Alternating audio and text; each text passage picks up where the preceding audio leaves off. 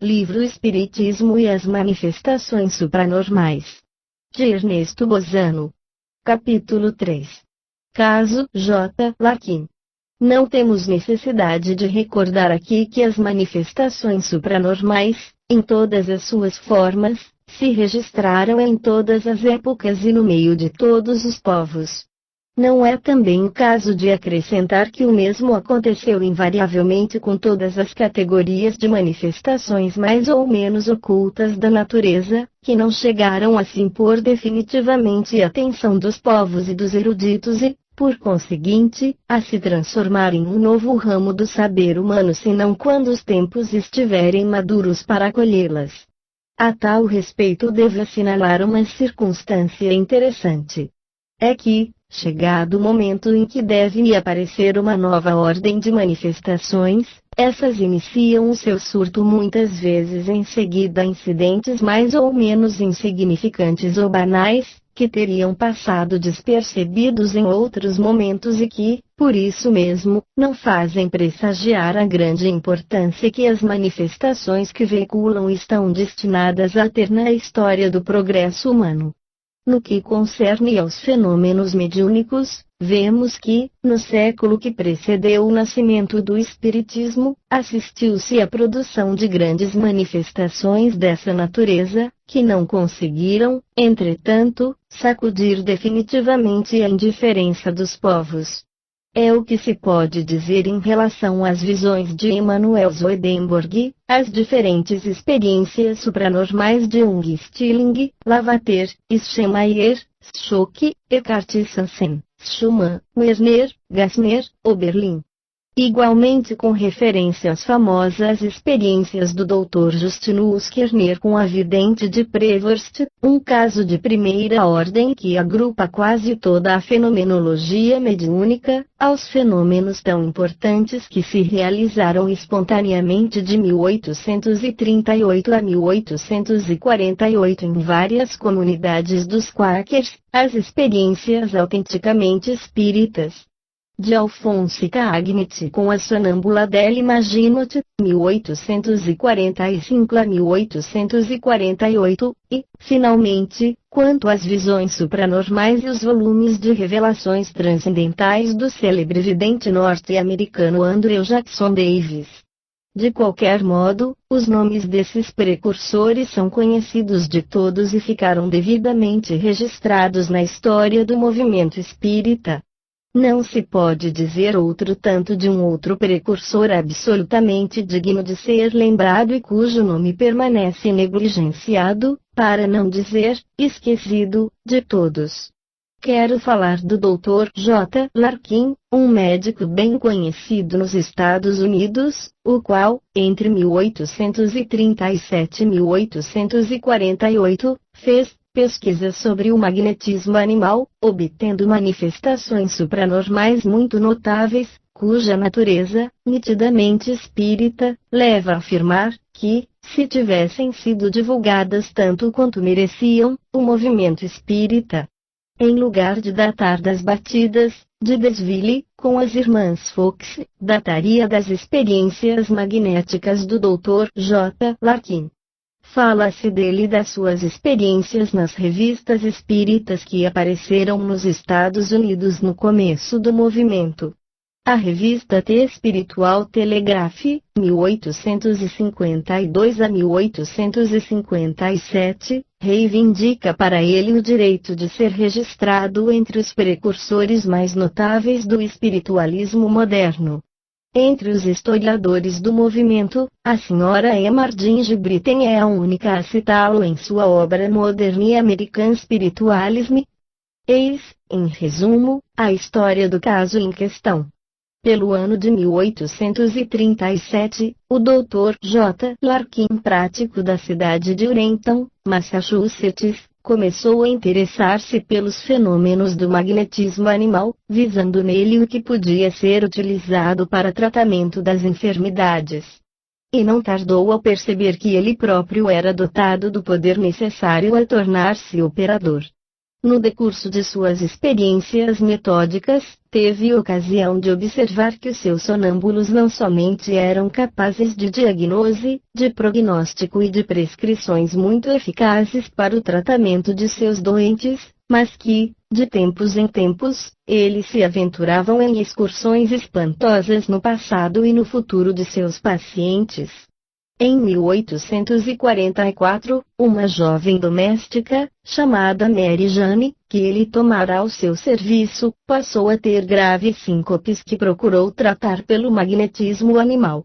Registrou primeiramente uma melhora sensível nas suas condições de saúde, mas, após algum tempo, começou a mostrar-se clarividente, de forma a descrever minuciosamente a gênese e as fases atuais e futuras de sua própria doença e das moléstias dos clientes do doutor.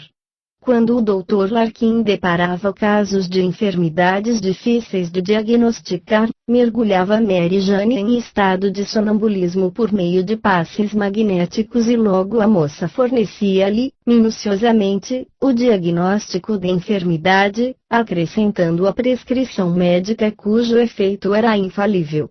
Até aí se tratava apenas de experiências que o Dr. Larkin, por iniciativa própria, propunha-se obter. Mas sucedia produzirem-se outras manifestações absolutamente espontâneas, não intencionais, e que colocavam em sério embaraço o experimentador. Uma primeira variedade do gênero consistia na produção de batidas muito fortes, intimamente relacionadas com a fase especial do sono magnético, no decurso da qual Mary Jane se tornava clarividente. Mas o Dr. Larkin não chegava a compreender qual era a natureza desse relacionamento. De qualquer modo, notava que as batidas ressoavam nos móveis e objetos que se encontravam excessivamente longe da sonâmbula para que se pudesse supor que ela os produzia, o que era, aliás, confirmado pela circunstância de os seus membros se manterem constantemente imóveis. A única relação que ele podia estabelecer entre essa fase especial de sonambulismo e os fenômenos em questão, implicava uma possibilidade que o médico se recusava a tomar em consideração, visto que envolvia a aceitação de certas afirmações da sonâmbula, segundo as quais havia ao lado dela uma fada operante, de beleza maravilhosa e de bondade angelical. Teria ainda de aceitar sem discussão a afirmativa de que a sonâmbula era, muitas vezes, cercada de uma multidão de outras fadas, semelhantes a Cati, embora menos resplandecentes e menos poderosas, e admitir que era Cati quem diagnosticava as enfermidades e indicava o tratamento adequado. Mais do que isto, a sonâmbula via em Cati o seu anjo guardião. Entretanto, as perplexidades nas quais se embaraçava o Dr. Larkin para chegar a explicar esses mistérios não se limitavam a isto. Ele assistia a manifestações que tendiam a fazer supor que a sonâmbula fosse muitas vezes tomada por influências inferiores e frívolas, e no contraste gritante com as manifestações boas e elevadas já descritas.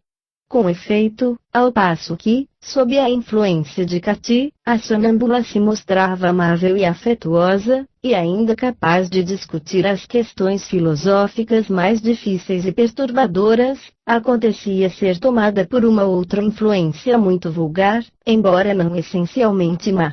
Nessas circunstâncias, a sonâmbula se exprime por frases rudes, entremeadas de ditos vulgares, assim como por uma gíria da pior espécie, enquanto ruídos assustadores ouviam-se no aposento, móveis agitavam-se, deslocavam-se e objetos pesados eram transportados de um canto para outro. Em uma dessas circunstâncias, toda a família do Dr. Larkin acorrera para perto do leito da sonâmbula. Embora a porta do aposento permanecesse fechada, um pesado ferro de engomar, vindo da cozinha, caiu no meio deles. Ora, a cozinha situava-se na outra extremidade da casa. Então a senhora Larkin convidou a entidade operante a contar onde o tinha apanhado. O ferro desapareceu sob o olhar de todos e, ainda que as portas estivessem fechadas, foi encontrado de novo na cozinha. Quando se pedia à sonâmbula explicação a esse respeito, ela respondia que as manifestações eram produzidas pela intervenção de um grumete que ela via a seu lado e que a obrigava a exprimir-se no seu jargão e a blasfemar como ele blasfemava quando vivo. Certo dia o Dr. Larkin, com outros colegas da Faculdade de Medicina, foi a um banquete oficial que se realizou em um lugar situado a uma trintena de milhas de sua residência. Quando estava de volta, no meio da noite, sua esposa pediu-lhe que fosse ao quarto de Mary Jane, que espontaneamente havia caído no sono magnético e desejava falar com ele. Logo ao entrar foi saudado pelo grumete com uma grande explosão de riso, seguida de uma descrição humorística de todas as cerimônias a que havia assistido e de todos os incidentes verificados durante o jantar, entre os quais o seguinte. O guloso do Dr. Larkin ficara contrariado 2 vezes durante a refeição, a primeira porque o salmão estava quase cru e a segunda porque o porco assado acabara antes de chegar ao seu lugar na mesa. Além de Cati, das fadas e do grumete, várias outras entidades se manifestavam, declinando os seus nomes e justificações, indicando as regiões em que haviam nascido e falecido e fornecendo detalhes minuciosos sobre acontecimentos de suas vidas terrenas. O Dr. Larkin, que era um pesquisador meticuloso e sistemático, transcrevia esses dados em um registro especial, no qual, no decurso de alguns anos, acumulou informações biográficas relativas a acontecimentos da existência terrestre de 270 espíritos de mortos, informes que se encarregava de investigar alternadamente, concluindo sempre pela veracidade dos dados obtidos, até mesmo nas circunstâncias mais insignificantes. O que triunfou sobre o seu cepticismo, levando-o à convicção de que espíritos de pessoas mortas se comunicavam por intermédio de sua sonâmbula, Mary Jane, conclusão que tinha grande vantagem de resolver, definitivamente, outras questões de difícil interpretação até então impenetráveis à razão do Dr. Larkin. Esta, por exemplo. Embora a sonâmbula fosse letrada e desprovida de imaginação, quando falava sob a influência de certas personalidades, sua conversa tornava-se impecável pela forma e maravilhosa pela elevação do pensamento. Em outras ocasiões, ela mostrava possuir vocabulário tecnológico, científico e filosófico.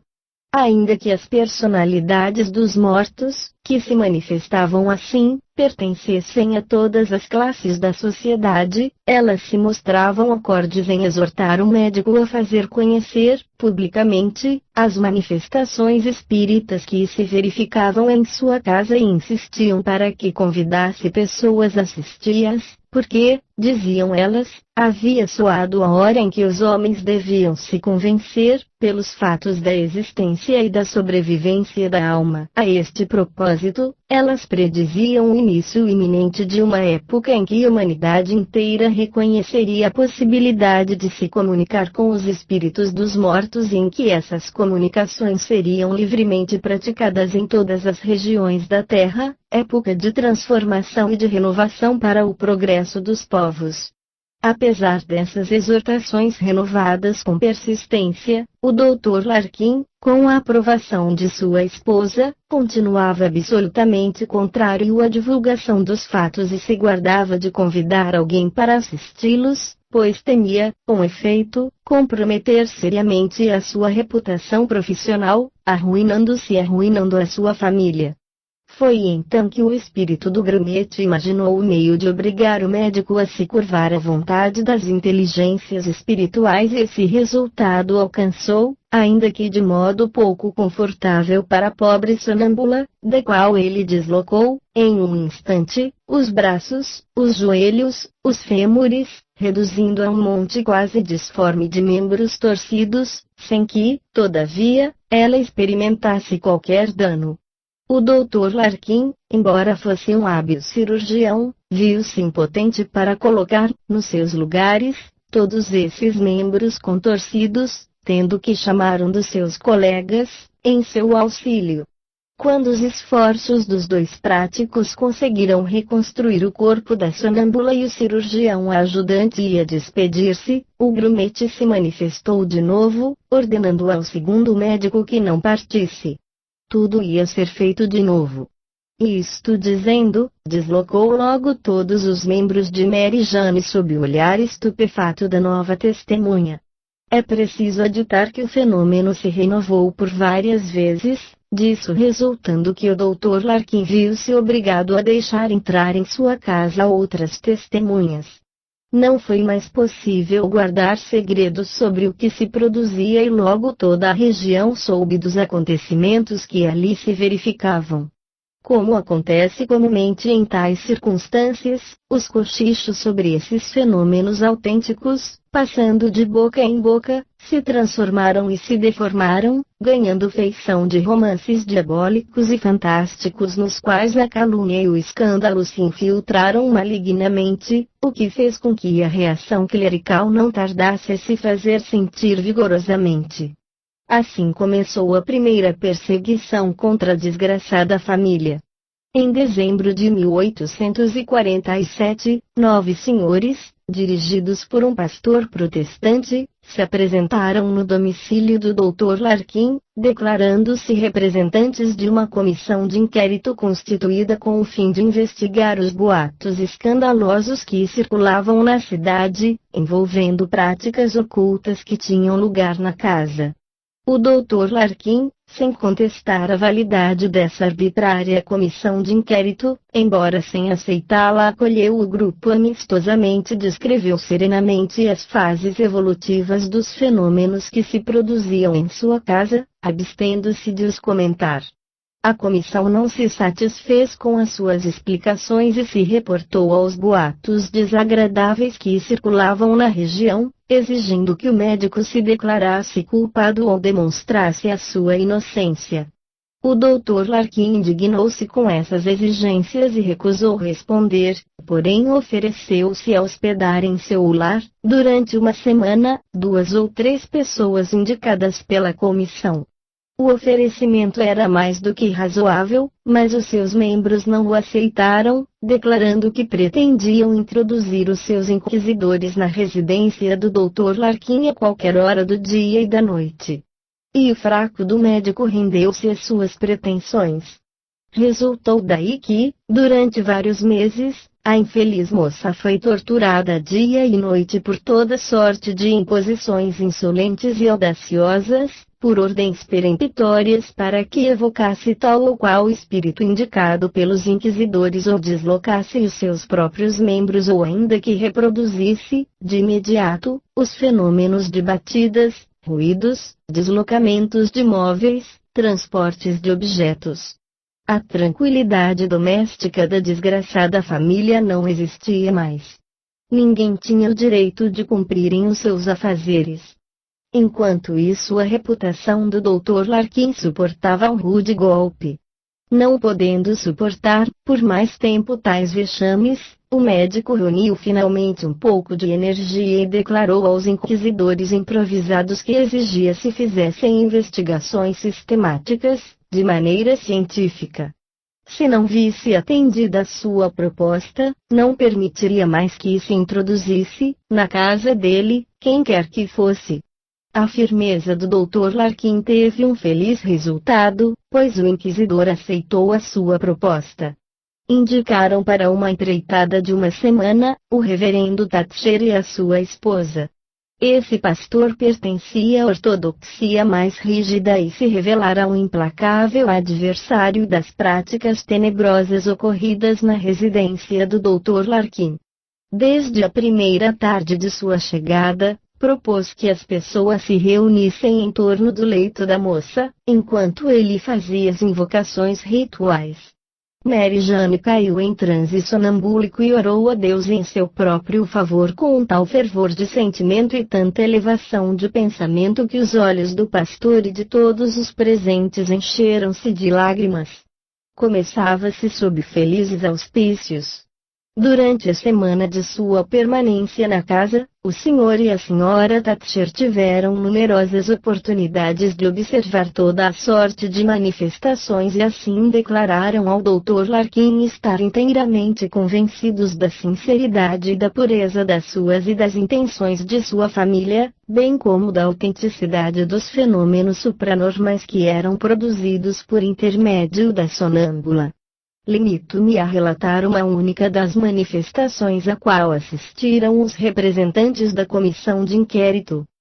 Certo dia em que o reverendo Thatcher, com a sua esposa e o casal Larkin se achavam perto da cama de Mary Jane que, em estado sonambúlico, respondia aos seus pedidos, o reverendo tirou o lenço do bolso para assoar. Mas uma força desconhecida arrancou-lhe das mãos e o lenço subitamente desapareceu. Ninguém se mexera no quarto e o olhar do reverendo estava, no momento, fixo na sonâmbula, o que demonstra que nenhum movimento dela lhe teria escapado. O reverendo Thatcher obtemperou que o incidente tinha certamente uma causa sobrenatural e que, se o fenômeno pudesse ser investigado de um modo correto, teria uma decisiva importância para o inquérito de que estava encarregado. Propôs então ao Dr. Larkin que se retirasse com ele para um outro cômodo, encarregando as duas senhoras de procurar o lenço, examinando com cuidado a moça, sua cama, suas roupas e o quarto todo. Assim se fez, com resultado negativo, depois do que as senhoras transportaram a jovem para um outro dormitório. O reverendo Thatcher e o Dr. Larkin deram, por sua vez, minuciosa busca no quarto, depois de tomarem a precaução de fechar-lhe a porta. Quando ficaram bem certos de que o lenço desaparecera levado por uma força sobrenatural, as pessoas reuniram-se de novo em torno do leito da sonâmbula, tomada, no momento, pelo grumete, que exprimiu ruidosamente seu contentamento pela confusão geral, acrescentando que o lenço ele o havia transportado para o seu país, a Alemanha. Então o Dr. Larkin evocou o espírito de Cathy, que vinha quase sempre por ordem no tumulto das manifestações. E Cathy se apresentou, mas, quando foi interrogada a respeito do lenço desaparecido, respondeu nada saber a respeito. Se desejavam reavê-lo a título de complemento de prova, deviam dirigir-se diretamente ao espírito que produzira o fenômeno. O reverendo Thatcher se interessou vivamente pelo fato e propôs que se seguisse o conselho de Cathy.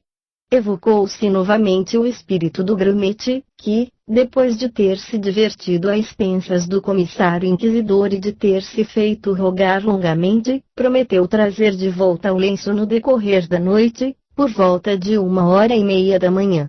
No que concerne à hora incômoda fixada pelo grumete para a restituição, importa notar que, quando prometia alguma coisa, cumpria escrupulosamente a sua palavra, mas gostava de marcar encontros em horas tão incômodas para gozar, como um garoto, do transtorno que causava ao seu semelhante.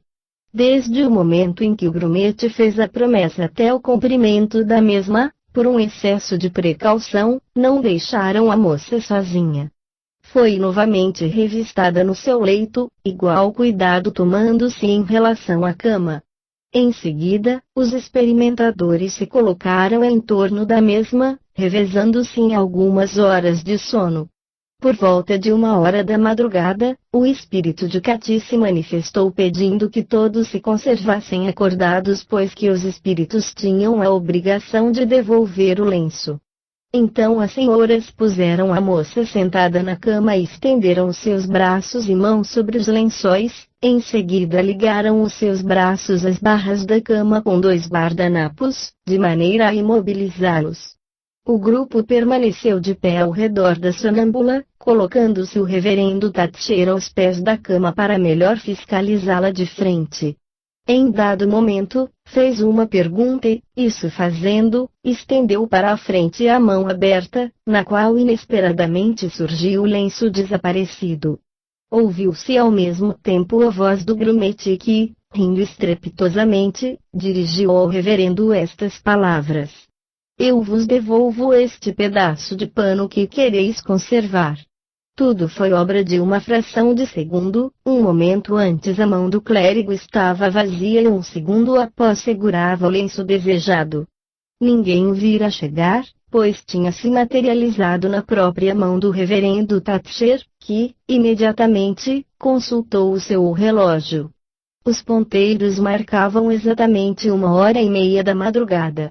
Alguns dias após, o reverendo Thatcher enviou uma circular a todos os pastores protestantes da região, descrevendo-lhes os fenômenos aos quais havia assistido, confessando-lhes, circunspectamente sua convicção de que tinham origem sobrenatural. Esclareceu que o Dr. Larkin e a sua família não eram culpados de nenhuma fraude, de nenhuma mistificação, de nenhuma conivência e que os fenômenos produzidos em sua casa eram dignos de uma investigação científica séria e cuidadosa, acrescentando que todo pesquisador tinha o dever de entregar-se a esses estudos com espírito sereno, despojando-se de toda prevenção, de toda ideia preconcebida. E pedia a formação de uma comissão de inquérito composta de ministros do culto, e de presumir-se que uma declaração tão explícita em favor da autenticidade dos fenômenos, assinada por quem mais os combatera, resolveria definitivamente o infeliz debate. Mas aconteceu algo de contrário e pior. Os ministros do culto não se interessavam, de modo algum, em conhecer a verdade.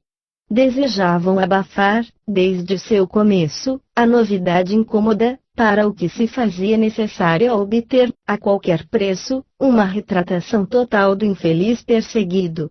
A senhora Emardinge conheceu pessoalmente o Dr. Larkin e recolheu, de seus lábios, a narrativa da indigna retratação a que se viu forçado, como se tivesse voltado ao tempo da Idade Média com as suas retratações religiosas e científicas impostas pelo Santo Ofício. Eis, em resumo, o que ela escreveu a respeito. Nenhum dos interessados levou em consideração a circular do reverendo Thatcher e, alguns dias após, o reverendo Horace James, cujo nome é digno de ser transmitido à posterioridade por sua infâmia, avocou a si os poderes legais e civis necessários para liquidar a questão.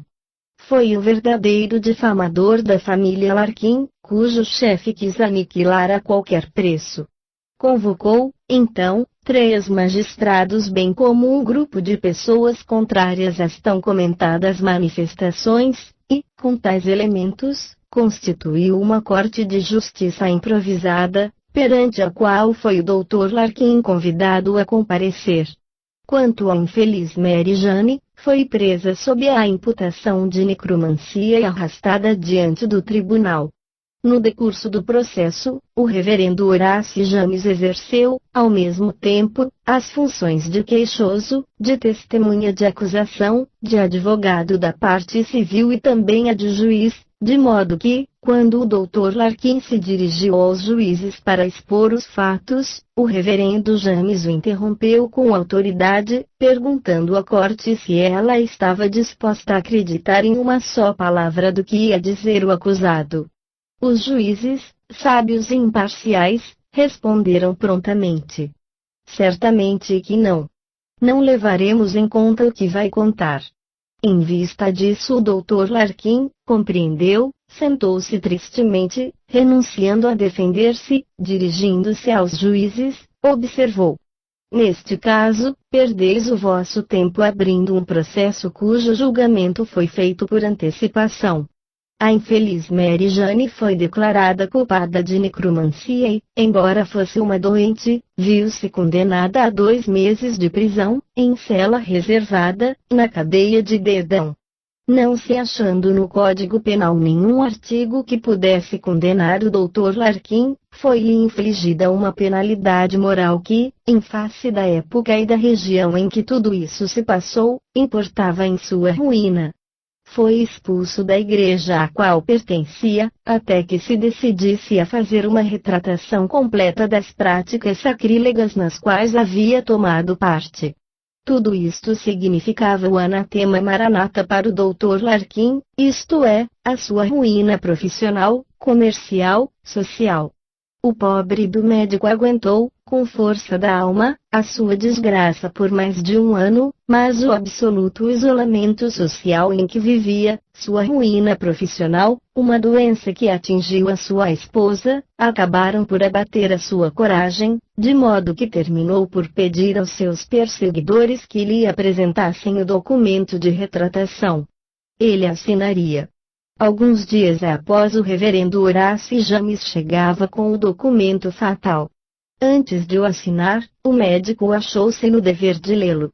Exigia-se que declarasse ser falsas que os espíritos dos mortos pudessem comunicar-se com os vivos por meio de sinais, sons, vozes ou do sono sonambúlico, e que todas as provas que ele, Dr. Larkin, havia apresentado, neste sentido, eram falsas, e que agora, arrependido, decidia, solenemente, confessar a verdade. Lendo tal infâmia, o infeliz médico dirigiu-se ao reverendo James declarando que acreditava firmemente na comunicação dos mortos com os vivos, fato verificado centenas de vezes, que renovava ainda uma vez mais a declaração de sua convicção firme e inabalável. Sendo esse em consciência, o seu estado de espírito, era impossível que o reverendo James quisesse exigir dele a assinatura de uma peça que o transformaria em um vil mentiroso em face do próprio reverendo James e que, além disso, torna-lo-ia indigno de levar o nome de cristão. O reverendo limitou-se a observar friamente que a assinatura dessa peça era o único caminho que lhe restava para voltar ao seio da igreja e da sociedade. Toda discussão era inútil. O Dr. Larkin lançou a assinatura que lhe era extorquida, declarando que havia assinado a mentira mais infamante de todos os tempos e que o próprio reverendo James deveria envergonhar-se em acolher, no seio de sua igreja, um perjuro tal como ele também se fizera. Isto dizendo, tombou em uma crise terrível de soluços e de desespero, porém o reverendo James não se comoveu. Imperturbável, recolheu o papel assinado e se foi, tomado de satisfação triunfal. Na manhã do dia seguinte, soube-se que o Dr. Larkin voltava a ser membro da Igreja Metodista, depois de, honesta e conscienciosamente, ter renegado tudo o que sustentara outrora. Alguns meses após a senhora Larkin falecia e o médico, tendo necessidade de reconforto, retomava suas experiências com a sonâmbula Mary Jane, obtendo a admirável série de manifestações da morta. Apesar do reverendo James e da infâmia por ele cometida, essas sessões serviram para convencer numerosas pessoas da realidade incontestável das comunicações entre os vivos e os mortos. Entre elas contavam-se não somente vários membros da congregação do reverendo James, mas, igualmente, algumas outras pessoas que haviam representado um importante papel nas perseguições contra o Dr. Larkin e na sua condenação. O espírito da morta prometera ao marido que o guiaria e protegeria afetuosamente durante os anos que lhe restariam de peregrinação na terra e manteve a sua palavra. Entre outros episódios, seus avisos serviram por 2 vezes para salvar a vida do médico e de vários dos seus amigos, fazendo-os evitar que se achassem em 2 desastres de estrada de ferro que se verificaram, quase simultaneamente, no território. Não nos esqueçamos de que 1 ano após, verificaram-se, numa região vizinha, os famosos rapes de Desville com as irmãs Fox, os quais marcaram a aurora definitiva do neo-espiritualismo, o que bem demonstra que as mais ferozes perseguições obscurantistas, calculadas com o fim de empanar a verdade, não atingem o seu propósito e que não servem senão para criar mártires, o que constitui uma lei impenetrável dirigindo a evolução espiritual humana.